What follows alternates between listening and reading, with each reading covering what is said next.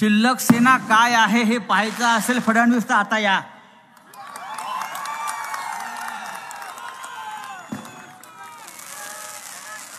ही शिल्लक सेना एवढी मोठी असेल,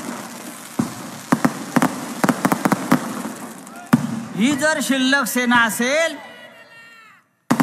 तर तुमच्याकडे फक्त कचराच गेलाय लक्षात घ्या. देवेंद्र फडणवीस या मैदानात आणि शिवसेना कशी मैदानात उतरलेली आहे पुण्याच्या, हे एकदा पहा. एक फुल दोन डाऊटफुल आहेत ते. एक फुल दोन हाफ, एक फुल आणि दोन डाऊटफुल आहेत. त्यांच्याविषयी कायम डाऊट आहे. पहा तुम्ही. शिल्लक सेना काय आहे हे पाहायचं असेल फडणवीस तर आता या.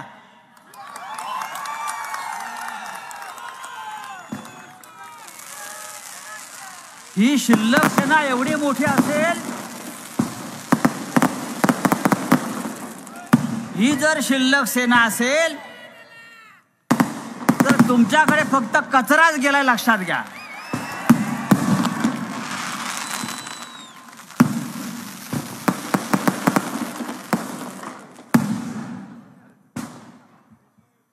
शिवसेना म्हणजे महासागर आहे.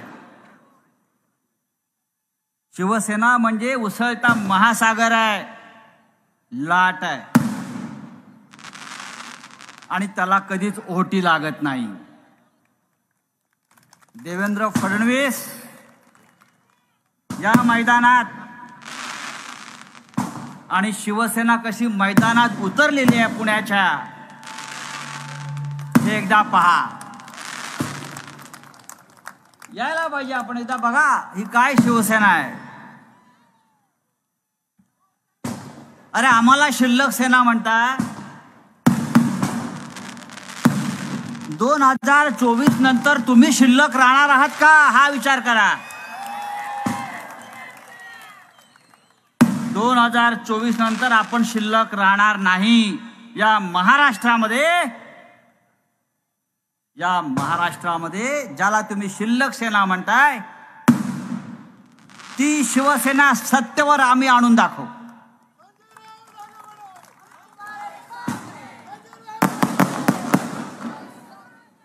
ही सभा पुण्यात होते आणि मला अनेकांनी सांगितलं, आदित्य मी आपल्यालाही कळवलं, सचिन भाऊंना कळवलं, लोक सांगतात या मैदानावरच्या सभा यशस्वी होत नाही. मी ते यशस्वी होत नाहीत, ते तिकडे गेलेले आहेत. आम्ही कायम यशस्वी आहोत. अरे पहा ना काय चित्र आहे.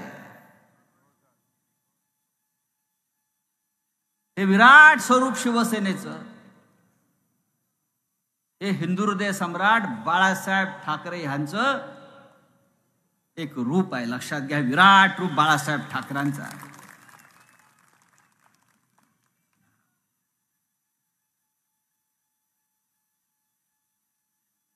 या सभेनं एक गॅरंटी दिलेली आहे. मोदी खूप गॅरंटी देत असतात. ही गॅरंटी, ये मोदी की गॅरंटी, अब ये शिवसेना की गॅरंटी. अब ये शिवसेना की गॅरंटी.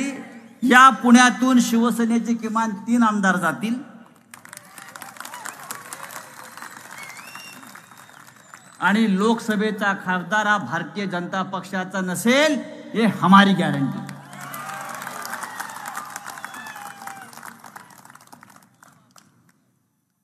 काय चाललंय मोदी मोदी मोदी.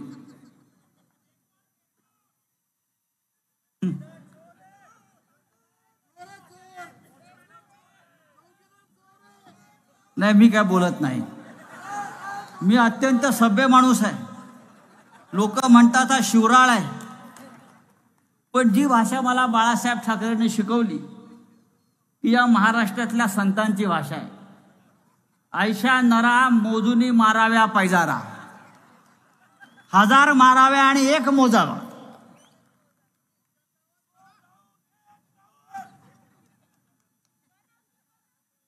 कुठे आहे पनौती?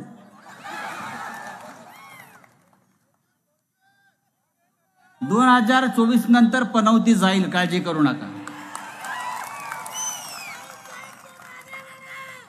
2024 नंतर या महाराष्ट्राला लागलेली पनौती,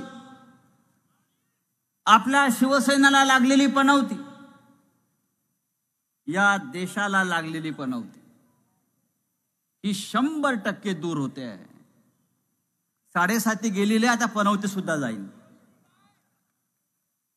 एकदा बाळासाहेब ठाकरेंनी सांगितलं होतं, आज जे तुम्हाला नरेंद्र मोदी दिसत आहेत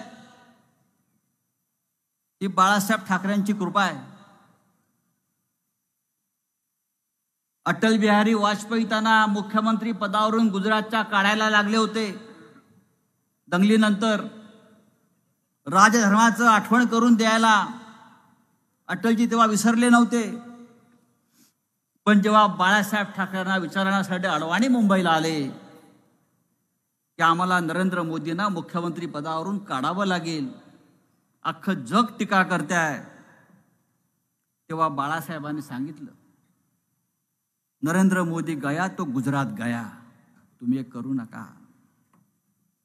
पण आज संपूर्ण देश सांगतोय, नरेंद्र मोदी वापस आया तो पूरा देश गया. तो वापस नहीं आएगा, नहीं तो देश जाएगा. लोकशाही जाईल, स्वातंत्र्य जाईल, सर्व काही जाईल. 5 राज्यांच्या निवडणुकाचे निकाल लागले.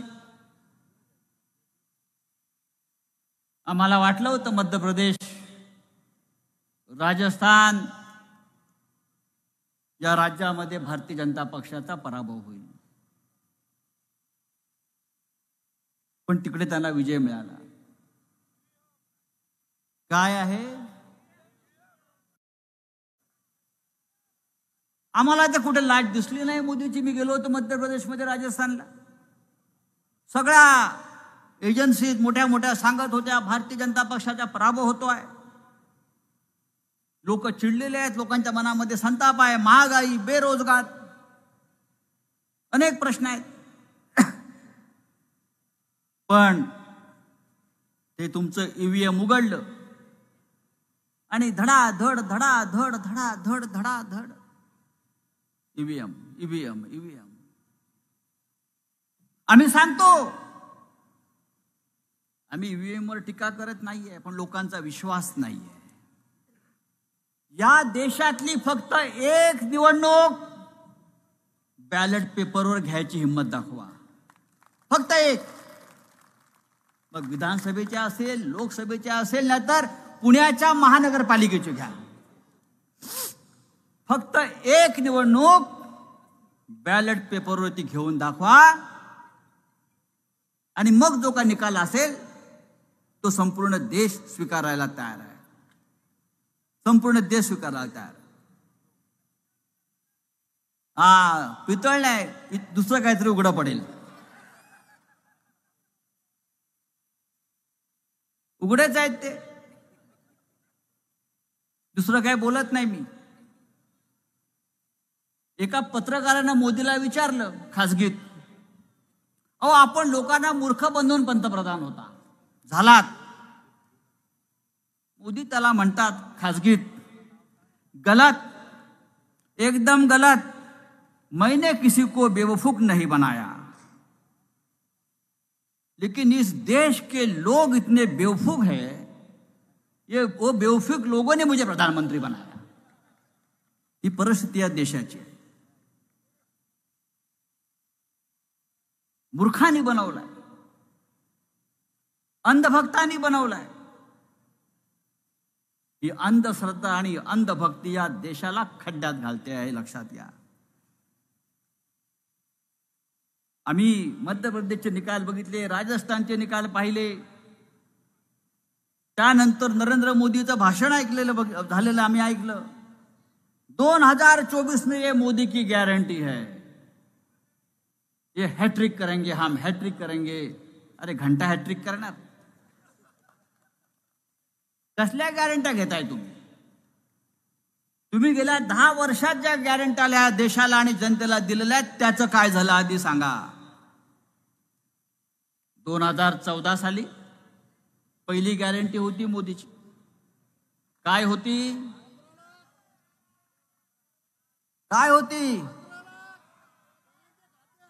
किती आले? किती आले? काय आलं? घंटा आला ना.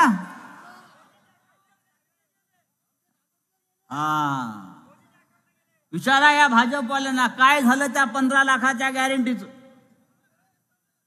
या देशातला जो काळा पैसा बाहेर गेलेला आहे, 77 लाख कोटी हा आकडा दिला, तो सगळा काळा पैसा आम्ही हिंदुस्थानात आणू आणि प्रत्येक नागरिकाच्या खात्यावरती बँकेच्या 15-15 लाख रुपये आम्ही टाकू.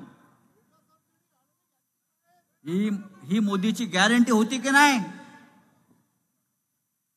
भ्रष्टाचारांना फासावर लटकवू, भ्रष्टाचारांना फासावर लटकवू, ही मोदीची गॅरंटी होती. काय झालं अजितदादा पवारचं? काय झालं हसन मुश्रीफचं? काय झालं प्रफुल्ल पटेलचं? काय झालं भावना गवळीचं? काय झालं त्या राहुल शेवाळेचं? काय झालं त्या प्रताप सरनाईकाचं? अरे ईडी त्यांना अटक करायला गेली होती ना, वॉरंट घेऊन दारावर चिटकवून आले होते ना. काय झालं तुमच्या त्या गॅरंटीचं? ही मोदीची गॅरंटी. मोदीची गॅरंटी काय होती? या देशातला दहशतवाद पूर्णपणे संपवून टाकू. काय झालंय मणिपूरमध्ये? मणिपूर या देशाचा एक भाग आहे. आज मणिपूर सारख्या राज्यामध्ये या देशाचे पंतप्रधान नरेंद्र मोदी पाय ठेवू शकत नाही. इतका हिंसाचार त्या मणिपूरमध्ये आहे आणि तिथे पूर्णपणे चीन घुसलेला आहे. आम्हाला डोळे वटारून दाखवताय ना, जरा चीनला डोळे वटारून दाखवा. काश्मीरमध्ये काय चाललंय? 2 दिवसाआड किमान 4 जवानांच्या हत्या होत आहेत. आमच्या 4-5 जवान मारले जात आहेत, कर्नल मारले जात आहेत, कॅप्टन मारले जात आहेत. तुम्ही दहशतवाद संपवणार होता ना. काश्मीरी पंडित आमचे घर वापसी काश्मीरी पंडितांची करणार. घर वापसी. हिंदुत्ववादी आम्ही घर वापसी करणार. किती गेले काश्मीरी पंडित घरी? मी गेल्या 2 वर्षात 3 वेळा काश्मीरला जाऊन आलो. जम्मूच्या रस्त्यावर निर्वासितांच्या छावण्यामध्ये आजही हजारो काश्मीरी पंडित निर्वासिताचं जीवन जगतायत आणि त्या प्रत्येकाच्या त्या निर्वासित छावण्यावर बाळासाहेब ठाकरेंचा फोटो लावलेला आहे. लक्षात घ्या.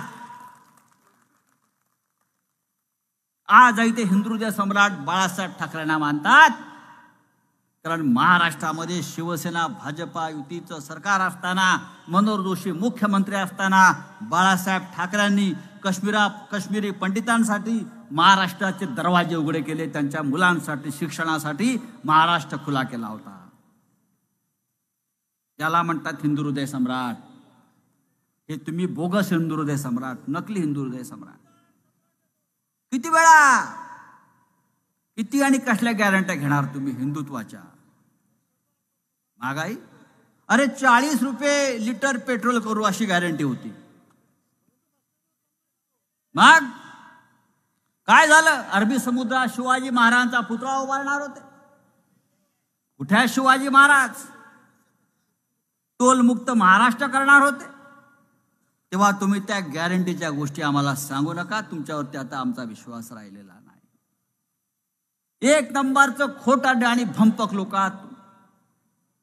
या देशामधलं स्वातंत्र्य, या देशामधली लोकशाही, या देशामधली प्रत्येक घटनात्मक संस्था आपण नष्ट करत नाही. डरपोक. शिवसेनेला घाबरलात म्हणून तुम्ही शिवसेना फोडलीत. लक्षात घ्या. या नरेंद्र मोदी आणि अमित शहाने काय केलं? महाराष्ट्राचा स्वाभिमान, महाराष्ट्राचा अभिमान, महाराष्ट्राचं शौर्य मराठी माणसाचं शौर्य ते खतम करण्याचा प्रयत्न केलाय, चालू केलाय. याचं कारण असं आहे, या महाराष्ट्रामध्ये छत्रपती शिवाजी महाराज जन्माला आले ही त्यांच्या मनामध्ये असूया आहे. या महाराष्ट्रात छत्रपती शिवाजी महाराज जन्माला आले. आणि औरंगजेब कुठे जन्माला आला माहिती आहे का तुम्हाला? औरंगजेब हा गुजरात मध्ये जन्माला आला. तुम्हाला माहित नसेल तर सांगतो. म्हणून तर औरंगजेबाच्या औलाद या महाराष्ट्रावर चाल करून येते गुजरातची. या राज्यामध्ये, या महाराष्ट्रामध्ये, या मराठी मातीमध्ये छत्रपती शिवाजी महाराज जन्माला आले. हिंदू स्वराज्य रक्षक, हिंदवी स्वराज्य संस्थापक. आणि त्या हिंदवी स्वराज्य संस्थापकावर चाल करून येणारा औरंगजेब हा गुजरातच्या मातीत जन्माला आला. गुजरातच्या मध्ये एक दाहोद नावाचं गाव आहे, तिथं औरंगजेब जन्माला आला. आणि म्हणून ती पिलावळ आपल्या महाराष्ट्राला नष्ट करण्यासाठी, शिवसेनेला नष्ट करण्यासाठी दे माय धणीफाय. त्या गुजरात मधून महाराष्ट्रामध्ये काय येते सध्या? महाराष्ट्रातला सगळा उद्योग गुजरातला, आणि गुजरातलं ड्रग्स महाराष्ट्रात. हा खेळ चालू आहे. सगळा उद्योग महाराष्ट्रातला गुजरातला, आणि गुजरातचं सगळं ड्रग्स त्या मुंद्रा बंदरात ड्रग्स उतरतं. पुण्यापासून नाशिक पर्यंत महाराष्ट्राच्या कानाकोपऱ्यात तरुण पिढी या महाराष्ट्राची, मराठी माणसाची खतम करण्याचं काम ही गुजरातची लॉबी करते. खतम करायचं काम या महाराष्ट्राला गुजरातची लॉबी करते. या पुण्यामध्ये मग अशी काही बोर्ड पाहिले मी, इथे शांतता काय पुणेकर वाचत आहेत, शांत असंच काहीतरी आहे ना, शांतता पुणेकर वाचत आहेत. काहीतरी पुस्तकाचा एक मेळावा भाजपवाले भरवतायत. पुणेकरांनो, शांत राहू नका. हे तुम्हाला तुमच्या तरुण मुलाबाळांना, विद्यार्थ्यांना ड्रगच्या माध्यमातून कायमचं शांत करण्याचं यांचं षडयंत्र आहे. पुण्यात एक परंपरा आहे, पुण्याला एक संस्कृती आहे. या संस्कृतीचं रूपांतर या विकृतीमध्ये करण्याचं काम चालू आहे. आज सकाळी बातमी वाचली मुंबईत, पुण्यामध्ये विमाननगर भागात विश्रांतवाडी नावाचा भाग आहे. तिकडल्या ज्येष्ठ नागरिकांनी पोलीस आयुक्तांना एक निवेदन दिलेलं आहे. ते निवेदन फार गंभीर आहे, आपण वाचा. त्यात त्यांचं असं म्हणणं आहे, त्या संपूर्ण भागाचा रूपांतर बँकॉकमध्ये होत आहे. बँकॉकमध्ये पुण्यातल्या विश्रांतवाडी भागातल्या ज्येष्ठ नागरिकांनी पोलीस आयुक्तांना दिलेलं निवेदन आजच किंवा काल आज प्रसिद्ध झालं आहे. बँकॉक, पुण्याचं बँकॉक होत आहे. त्या बँकॉकमध्ये काय असतं? ड्रग्स असतो, वेश्या व्यवसाय असतो, जुगार असतो. ही पुण्याची ओळख. कुठे आहेत तुमचे पुण्याचे नवे पालकमंत्री? जुने सोडून द्या, जुने गेले. नवे पालकमंत्री कुठे आहेत? गृहमंत्री कुठे आहेत? नाहीतर आम्हाला शिवसेनेला रस्त्यावर उतरून हे अड्डे उद्ध्वस्त करावे लागतील. हे अड्डे उद्ध्वस्त करावे लागतील. आम्ही केलेले आहेत, आम्ही करू. आम्ही कोणाच्या बापाला घाबरत नाही. लावा आमच्या मागे ईडी लावताय, सीबीआय लावताय, लावा. पण पुण्याचे रक्षण करते, या महाराष्ट्राचे रक्षण करते म्हणून पुणेकरांना शिवसेनेचीच निवड करावी लागणार. काय करणार तुम्ही आमचं? पुणे अशा प्रकारे नष्ट होत असताना शिवसेना गप्प बसू शकत नाही. एक संस्कार आम्ही घेतला या पुण्यातून. तुम्ही पुणेकरांना का वाचायला शिकवताय? पुण्यासारखे वाचन संस्कृतीमध्ये माहीर असलेले लोक नाहीत. या महाराष्ट्राला लिहा वाचायला पुण्याने शिकवलंय. हे जर त्या भाजपवाल्यांना माहीत नसेल तर त्यांनी पुण्याचा इतिहास चालला पाहिजे. विद्येचं माहेरघर, संस्कृतीचं माहेरघर. पुण्यात काय नाही, त्या पुण्यात तुम्ही ड्रग्स आणता. कोण आहेत ते मंत्री, तुम्ही नाव सांगायला पाहिजे सुषमाताई. या सगळ्या ड्रग्स रॅकेटमध्ये पुणे नाशिकमध्ये शिंदे गटाचे 2 मंत्री आहेत. शिंदे गटाचे मी आता सांगतोय, या कॅबिनेट मधले 2 मंत्री सिनियर या ड्रग्स रॅकेटमध्ये आहेत.